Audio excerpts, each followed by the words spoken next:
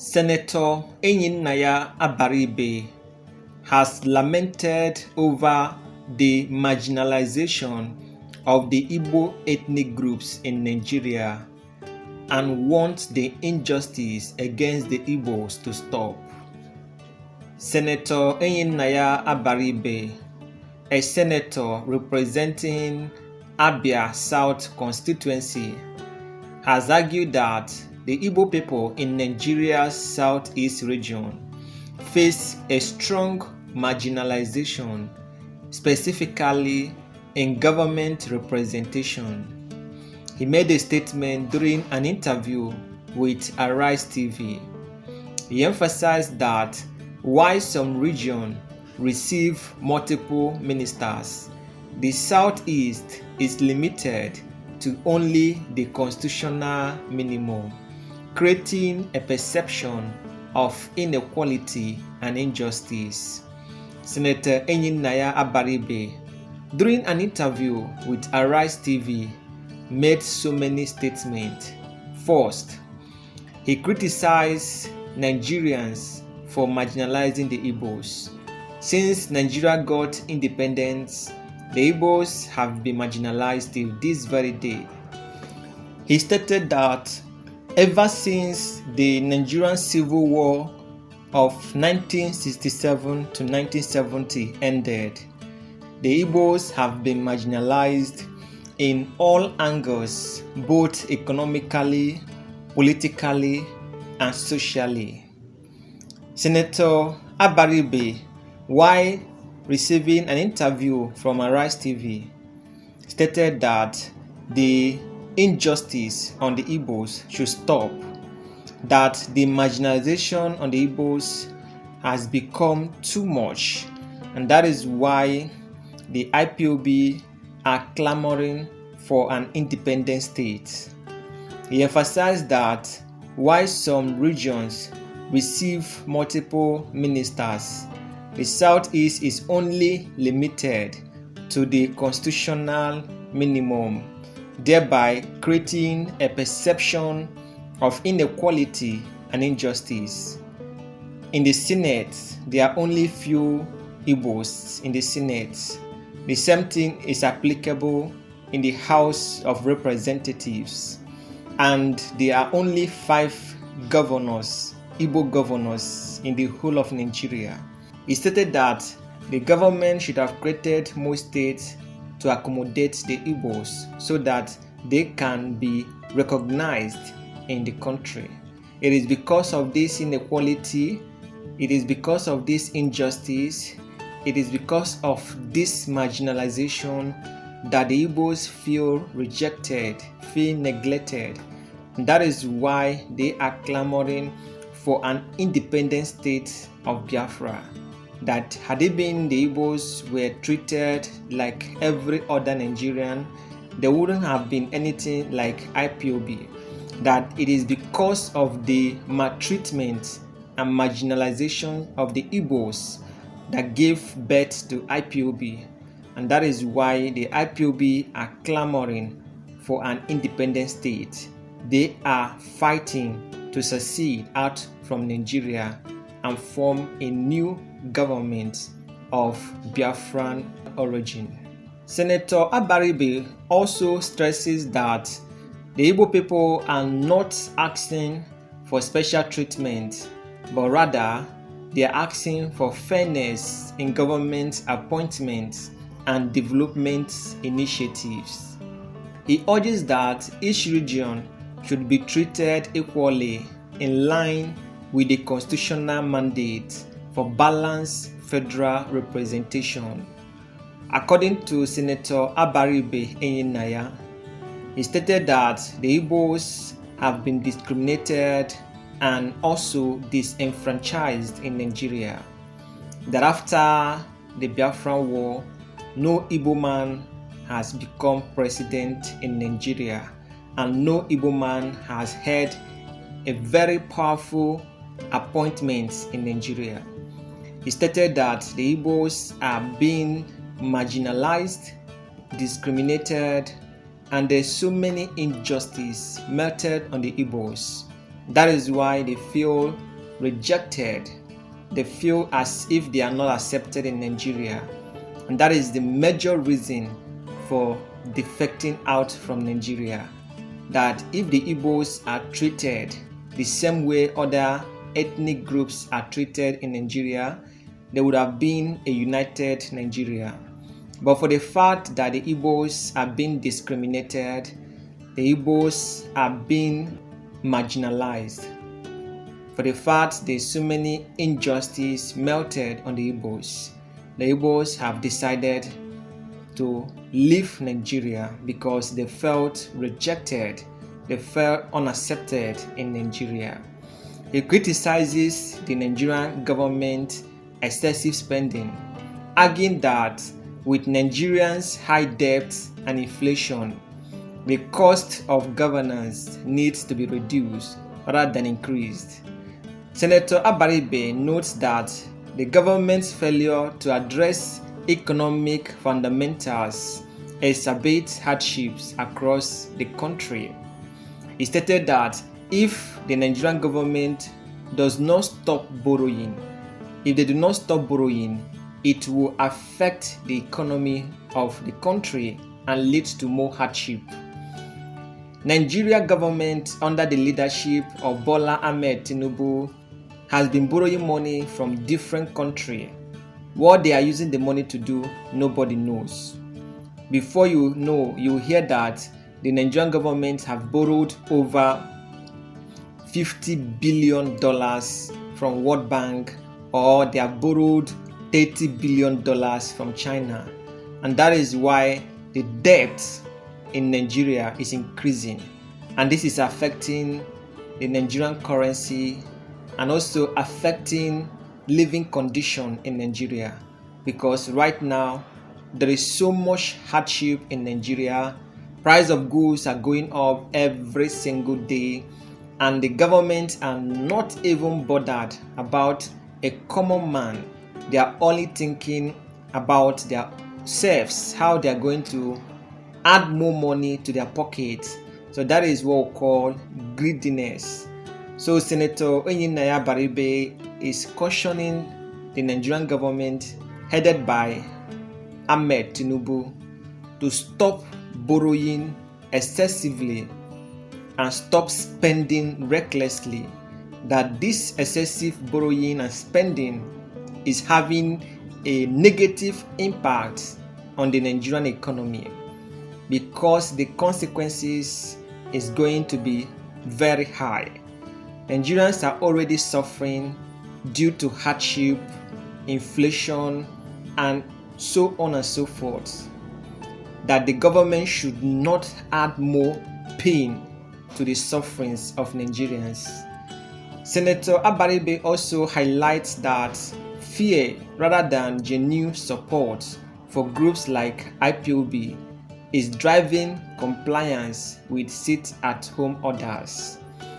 He suggests that insecurity stems from criminal elements exploiting the situation under the guise of IPOB affiliation, and he implies that releasing Mazi Nnamdi Kanu could help address the issue. He stated that sit-at-home in the southeast is affecting businesses. There are so many people that depend on their daily work to be able to feed. And sometimes this sit-at-home in the southeast is not enabling them to eat. So he further stated that the major cause of this sit-at-home order is because of Nnamdi Kanu's illegal detention by the DSS.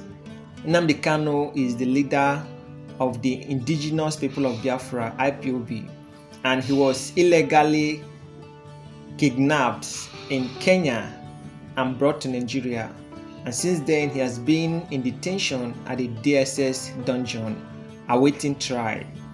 And for that reason, the IPOB has mandated that every Monday will be sit-at-home day. That is to say, everybody staying in the southeastern region of Nigeria, we always sit at home on Mondays. that anybody that comes out to do business on Mondays will have him or herself to blame.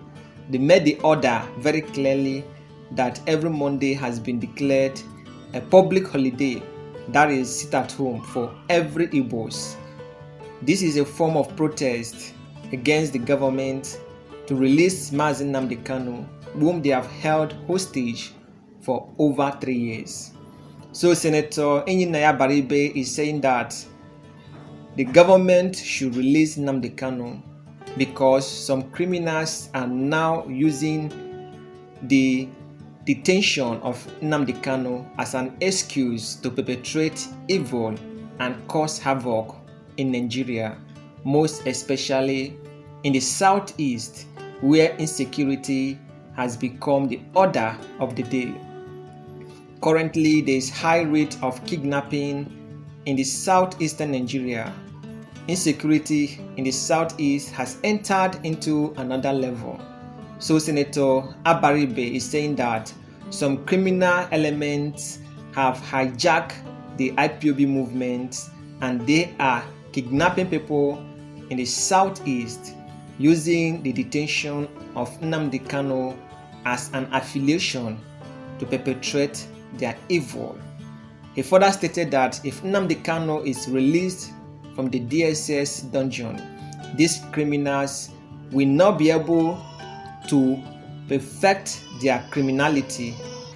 He stated that some criminals are using the detention of Nnamdi Kanu as an excuse to perpetrate evil in the southeast.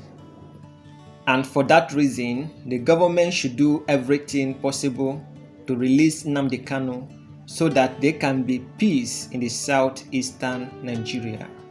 He notes that political consideration rather than merit often drive ministerial appointments. He argues that to address the economic challenges in Nigeria, the government must focus on core issues like oil production and debt repayment rather than superficial cabinet changes. Because according to reports, Bola Ahmed Tinubu has made some changes in his ministerial. That is why Senator Enyinnaya Abaribe is saying that changing of ministers cannot change the current situation of Nigeria. Bola Ahmed Tinubu recently made some reshuffling in his ministers. He changed so many ministers and replaced them with new one.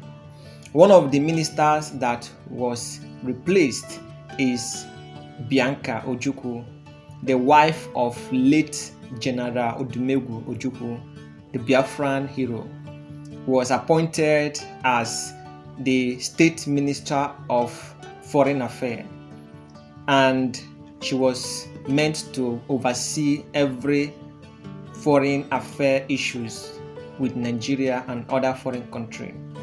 So Senator Enyinnaya Abaribe is saying that changing of ministers or cabinets in Nigeria is not the solution to Nigerian problem. Rather, the solution to Nigerian problem is the Nigerian government should pay all the debts that they are owing. By paying all the debts that they are owing, it will reduce the loan the Nigerian government are owing, and this will help to increase the economy and make prices of goods and services to reduce. That the Nigerian government should focus more on oil production and debt repayment. According to him, this is the only way to address the economic challenges in the country, and most importantly, to reduce insecurity, especially in the southeast. The government should do everything possible to release Nnamdi Kanu and stop marginalizing the Igbos and stop the injustice being meted on the Igbos. I'll play the video for you guys to watch and see for yourself. Well, let me just put it this way. My constituents, as far as they are concerned, nothing has changed. Secondly, if you go out on the street, Because this time I'm going to say that my constituents are all the oppressed and all the people. They don't call it renewed hope. They call it renewed shege. They're in trouble. And we see it and we really don't know where we're going with it. I represent Abia South, part of the Southeast. And so the Southeast, we're looking at the changes. So what are the changes for the Southeast? You remove one minister for the Southeast, you replace with another minister. So what do we have? This President of the Federal Republic of Nigeria breaching the Constitution and going on as if it does not matter that he's breaching the Constitution. And meaning the reflection of the federal sort of spread. Precisely. Right. Precisely. Section 14.3 and 14.4 of the Constitution is very clear. It's also a mandatory provision of the federal government. And so the president has breached it for the past 18 months plus and does not seem to want to, because we thought that with these changes, maybe there will be some adjustments that will also put some balm on what is going on in the minds of people from the Southeast. And sometimes when I discuss with my friends in the administration, the first thing they ask me, you Igbos, what do you want? I want to tell everyone, what do the Igbos want? Fairness and equity, which is in the Constitution. That's all that we want. Treat us as you're treating everybody else. The Igbo ethos is Egbe bere, Ugo bere. Let the hawk and the eagle perch. Let no one oppress the other. Every Igbo person is imbued inside us. So anytime that an Igbo person sees that you're not treating him fairly, they come out. And so for the Southeast, as far as they are concerned, okay, you can change, but like the French say, plus ça change, plus ça même chose. The more things change, the more they remain the same. Right. So basically, your assessment is that the Southeast has been shortchanged in this latest From reshuffle. beginning. Right. From beginning. Okay.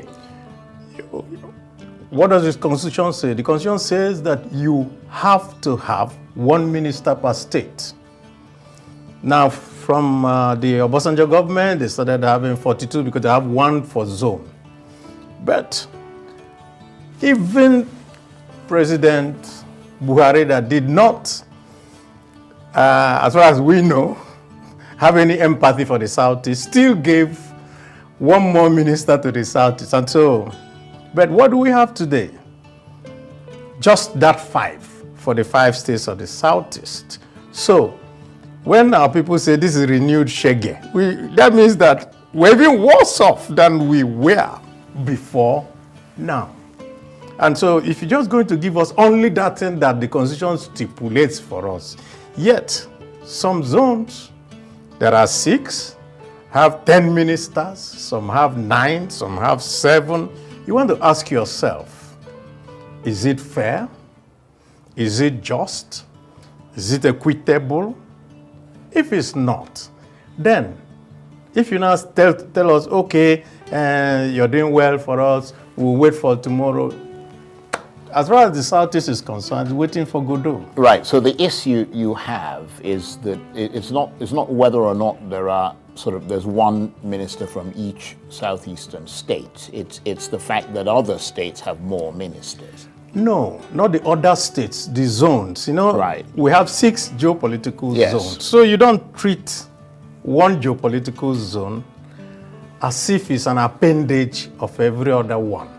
That is just what I'm saying. And President Tinubu has the responsibility to make things right. So when you come in saying, I'm going to make things right, I'm doing things, and yet you still continue, I don't think that anybody will be happy with that. How much political traction is the president likely to get in the Southeast from the appointment of Bianca Ojukwu, who is the widow of the former Biafran leader, Emeka Ojukwu, as a minister? Will that win Mr. Tinubu plaudits in that region, or will they just roll their eyes? I mean, she is actually, I mean, her husband, who the late husband, founded the party that you're a member of. Yes, of course. I'm a member of ABGA. She's also a key member of ABGA. But I think that she deserves to be a minister in her own right. But making her a minister is not meant for the Southeast. You know, the point really is that, well, maybe those who are advising Mr. President are not giving him the proper advice. Like I said, what the Southeast want is say, do to me the way you are doing to others. Right. So what would you can give to her. She deserves it. That's what I'm saying. Right. But that will not bring the Southeast to say, okay, because you have given to her, therefore it has covered all the anomalies. Right. So what would have satisfied you? What would have satisfied us is, okay, fine. You have 50 ministries. You're sharing it by 6. What does that give everybody? At least each zone will get 8. At least. But then some are more, some are less, or at least each zone will get 7. Just like that. That will have now told everybody that you're even-handed. But when you even go beyond that, look at what Section 14.3 says. Section 14.3 says that you will have to run the state in a manner that does not show a preponderance of this from one zone. So what do we have today? The whole of the economy is in the hands of one zone. CBN, this, that, finance, everybody. Just check it. And so you ask yourself, is this what is contained in the Constitution? Section 14.4 also even says that you ought to do things so that you do not make others feel that they are not taken care of. So, as far as we are concerned, we don't think that they are getting it right. You know, the problem that I notice in this country is that everybody has a beef. It doesn't matter which part of the country you... No, seriously. It doesn't matter which part of the country you... If you go to the north right now, they have...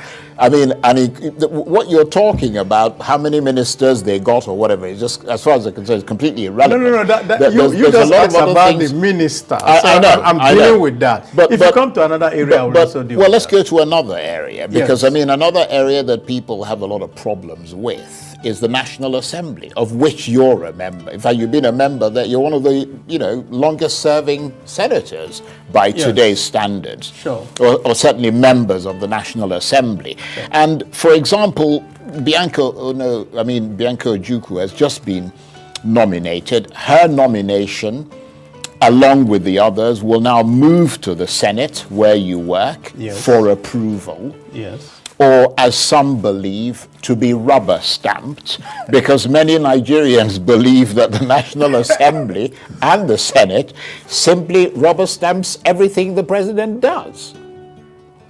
Well, let me put it this way. Every leadership of the National Assembly tends to stamp their own imprimatur on it.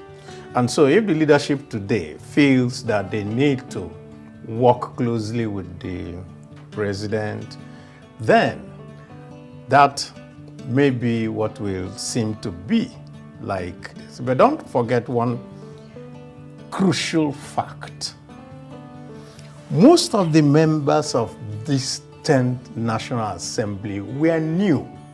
So they had not imbibe the ethos that we are actually a different arm of government. Well, aren't they supposed to be given training and stuff? Well, you get the training, but you get it by doing.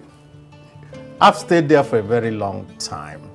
That means I know I have had to. At the first time I also came, I think I was also feeling that, maybe this is not what you're supposed to do, maybe this, but that is exactly where we are. It does not necessarily mean that is what every member of the National Assembly wants. Unfortunately, the Nigerian public does not realize that we also have to do things by votes. And so I may say no to what they like. But once it's They'll override you, once it's put to vote, Right. and you know that I now take responsibility for even those things that I do not like. Right. Because The majority carries the vote. Precisely. Right. Okay. Precisely. I'm going to maybe come back to the issue of the National Assembly and how it's evolved over the years, because it's brilliant to have you here and to have the benefit of your experience. But let me return briefly to that issue of the cabinet. Beyond whether the Southeast or, the Northwest got the number of allotments that they were hoping for. Yeah. I mean, just give me a broader picture. I mean, what does the fact that the president has been forced to reshuffle his cabinet within just over a year tell us about his judgment of constituting a cabinet in the first place? I do not think that the problem is the cabinet. That is my own view. My view is this, that there are fundamentals that the president ought to have taken into consideration even before you constitute your cabinet and you decide this is your economic direction. Failure to deal with those fundamentals is where we are. So it doesn't matter who you put there. Put an Einstein there, he will still fail. And what are the fundamentals? First, we're a poor country, very poor, with massive debt overhang. What do you do when you're poor? When you come in and then you have to do something. The first thing you do is you cut your coat according to your size. But we came in, and the first thing is you bloat your cabinet, which means that the cost of governance is not going down. Everybody in this country expected that you should be able to shrink according to, even if you don't do everything, but at least. But now you have a runaway cost of governance. Everything is being given to everybody free of charge. We are buying new plane, we're doing all that. What do you expect? Those things must be paid for. What does the man on the street see? He sees you living in extravagance. That includes you. Of course it includes me. Okay. Yes. He sees you living, he sees you enjoying, and you're telling him things are getting rougher, and he's seeing inflation, he's seeing a cost of fuel, he's seeing the cost of electricity. So what do you expect? All you're going to get on the street is mass anger. So that is the first one. That's the fundamental. What's the second fundamental? So the president is firing every minister. He didn't fire the Minister of Petroleum. Why? Because what is the fundamental thing that we used to have foreign exchange? It's just how much oil we can produce. And so that should have been your very, very focus to say, how do we increase the quantum of oil that we produce so that, first of all, we pay off all the debts that have been borrowed by the previous government. And by the way, an irony here is that this was also an APC government that brought us to this point. And then we have another APC government coming, and that APC government is pretending that that was not part of its history. You see what I'm saying? So that fundamental, the second one, what are those things that we ought to do? You should deal with that. So when you leave all that, bring in 100 ministers, let them also be running around. What are they going to do? Essentially, once you're doing production of oil that is less than 2.3, 2.5, you're not going to do much. So you fall back to what? To debt. And then you borrow. And then you go on at the same time to say, I'm going to do massive works. Oh, I'm going to do Calabar to Lagos, Lagos to... Those things are very nice and very... But funded with what? So although their argument that is the point. They're So only funding a fraction of it. The rest of it is being funded by private you now see that money. the fundamentals are not right. Right. So you turn around and now say, okay, let me blame Mr. A. He was unable to do A, B, or he was... No, it's not them. Yeah, but just, I mean, you make some very interesting points here, and you have a lot of experience in these matters. I mean, you were, for example, at one stage a deputy governor. A lot of people forget that before you then went into the National Assembly and so on. Yes. I'm not even going to ask you about your old chum, Ojus or Kalu. Oh, that's my very good friend. Now that both of you are very good friends. Both of you are in the Senate, I wonder how you get along. Why not? We get along very well. We're no longer governor and deputy. We're now colleagues in the Senate. Because, I mean, a lot of people believe that he masterminded an attempt to, in fact, an effort to impeach you, which eventually succeeded in pushing you out. Those are waters of the... But based on your experience, extensive experience, what do you think informs these cabinet appointments? Is it sacrifice and service to the people, or is it personal and political interest? Because personal and political interest. Don't talk about sacrifice. Because nobody goes to a cabinet. Right. With the president or the governor or whoever making an appointment will say, okay, who do I choose? Some people you want to choose on the basis of they have to be compensated. Some people you have to choose on the basis of one group needs to be given something.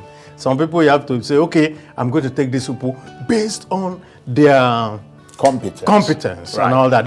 Those are the criteria that is used. Well, the reason I ask you that is that I noticed that none of the former governors who are in the cabinet were touched, either through sacking or reassignment. I mean, the likes of Wike, Umahi, and so on. Some have suggested that the president needs them to help deliver votes for his re-election in 2027. What are your thoughts on that? No, I can't speculate on that. That would just be speculation, and that's not the reason. My assumption is that as a president, the best for the country is what you need to do. And so if you find somebody competent enough to do the best job, then you take the person. It does not matter whether, and in any case, former governors don't deliver anything. Quote me. The people who deliver things are those who are right there with the people at their time. Usually what people feel, it's just like me, if you go by those, his time has passed. How will I now go and say I'm delivering the whole of Abia State to him? It's not possible. Yet I may deliver my senatorial zone because I'm still a serving senator. So I do not think that should be the criteria. Well, let's turn to that National Assembly again then, and to what I think is a very interesting topic, which is how that assembly has evolved over the many years that you've been there. I mean, you're one of, as I said, a few who have enjoyed the sense of historical continuity there. I mean, how do you think the National Assembly has evolved? How much resemblance does it bear today to the ideals that it aspired to when it was constituted first constituted in 1990? Is it a case of forward ever, or one step forward and two steps backwards? I'll tell you one very, very short and interesting story. When Senator Chuba Okadibo, late Chuba Okadibo, was Senate President, I flew with him from Enugu Airport to Abuja Airport. And when we landed at the private wing, we came out and we met Solomon Ewuga and some ministers. After we exchanged pleasantries, I excused myself from him to use the restroom. I came out and I didn't see him again. And all of a sudden, his ADC ran to me and said, "What are you waiting for?" I said, "Please, they just told us that President Obasanjo was landing. And so I'm wait. He said, no, don't. The president is already in his car and he's leaving. So if you stay here, you will miss." So I ran back to go and join the Senate president. And when I got in, I said, "Sir, I'm very sorry, but I was waiting because of that." And he said, "No, I am the head of another arm of government. I don't wait for Mr. President." He said so. And he went away. So now juxtapose it with today. Is it possible for any Senate president today, when the president is coming, to say, no, let me go away, I'm the head of another? No. So you can see that from that initial time, there probably were far more, I would say, independence than today. Right. But throughout this time, you could see the reason also. An antagonistic National Assembly to the, which was what you had with the Obasanjo government, and so you always saw attempts to impeach and fights and everything, and mutual distance against each other. And it got to the point where I think the apex, or well, this was during the Saraki era, when there was really the presidency cut off from the due to not bringing on board. But from the Lawan era, there was a decision taken also by the leadership at that time. Why don't we cooperate with Mr. President so that all these things can be a thing of the past, which also happened. And from that time till now, we're seeing this You've essentially become a cooperating arm. Yeah, of a cooperating arm of the executive. So we also have a situation. Would you say you're subservient to the No, people just call it subservient. It's just that they are not used to this kind of cooperation. But for some of us who are also, I would say, old-timers, we also at some times advise that it's not everything that comes, that even if you don't want to do it openly, you go back and advise that this should not be done. Right. And I think that's probably what comes. If a Senate president probably gets a letter from the president and say, we want to do A, B, and C, they may just go back to him and say, sir, maybe you may need to amend this, or before I come to read it on the floor. And maybe that is why it seems that things that are brought will go. Right. But when a president brings a minister, you really have to have a fundamental reason for you to say he shouldn't be or she should not be. Right. It's not because hence the taking it's not because you of don't like the person, or because I mean that's the president's choice. Right. It's his choice to say I want to work with Mr. A, Mrs. B, all that. And so most of them always pass through. Right. Just briefly, before we let you go, to the burning issue of insecurity in the southeast and the latest sit-at-home order this week that crippled economic activity across the region, an order disowned by IPOB, but still effective enough to have been obeyed by most people. Your thoughts on that? Well, I think that what is going on is not obedience. What is going on is fear. People are saying, I don't want to be killed. And so because of that, because they do not know where whoever hoodlum on the street will come out and say, oh, you don't want to disobey. Because what has happened now is that all the purveyors of violence, all the criminals, all the hoodlums, all the people that kidnap everybody, are suddenly become IPOB.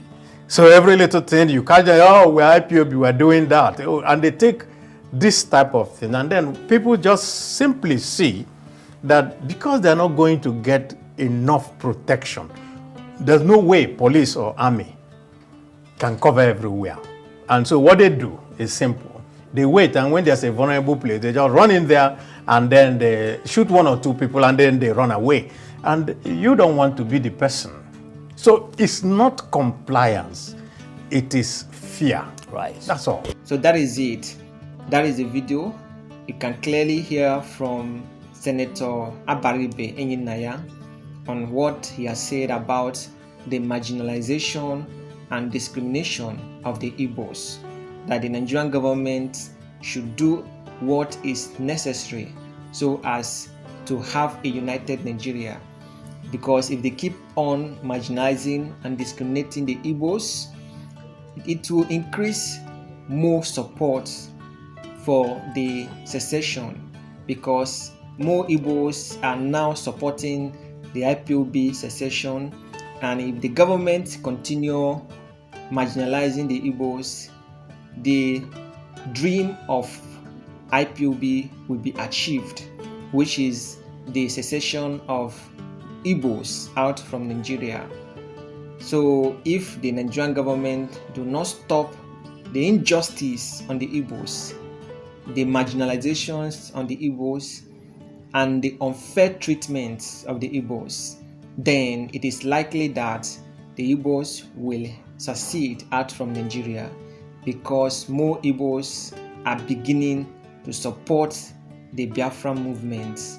And if the government do not address this issue, it might be too late for them. So that is what Senator Inyinaya Abaribe is saying. So ladies and gentlemen, that is all I have for you in this news update. Please look at your screen at the top right hand corner. Please click on the link and watch the next video, and you will enjoy it. I will see you again in my next update. Enjoy the rest of your day. Goodbye.